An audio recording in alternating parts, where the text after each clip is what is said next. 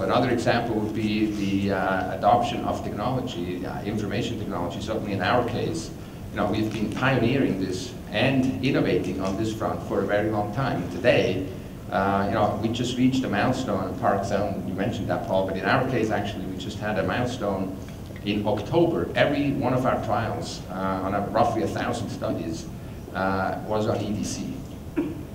And to me, this was really a highlight because we've been on this journey now for at least 12 years, and that's how long it has taken. But still, it's an innovation milestone that, to a large extent, was driven by the CROs.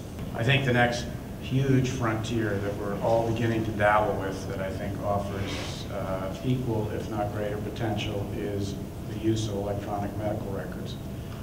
And it's always been, I think, a desire on the part of pharma and CROs to begin to utilize that kind of technology, but we weren't really in a position to drive that in the field.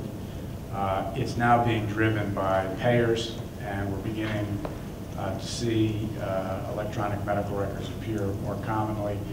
I think, to answer your question, I think you're going to see CROs grab that ball, try to run with it, and make it practically effective in the conduct of clinical trials. I think that's one of the horizons that we'll be focusing on.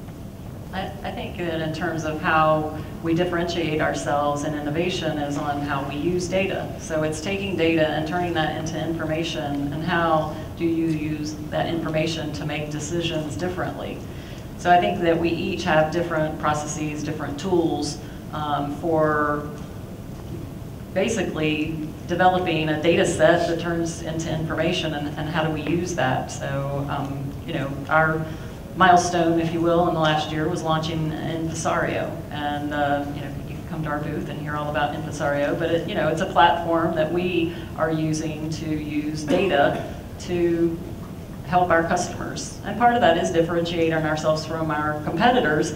But we're all trying to use data, and how do we use data to help our customers make better decisions? And we're all trying to do it. We're doing it a little bit differently, but we're doing it in a way to try to speed clinical research. In terms of informatics, to put a sharp point on the value, I'm not going to go into all the gory details here because Paula doesn't want to hear them. But each of us, I think, could give examples where we leveraged our data to improve recruitment, which allowed people to finish their trial earlier and file their drug earlier.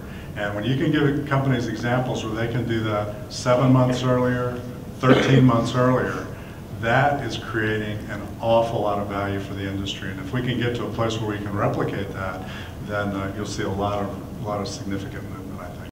We recently announced and acquired access to about 40 million patient lives of data through healthcare information technology companies, and we'll be using that data through our consulting group and our outcome late phase group. We'll be using that data to help in the payer and formulary area.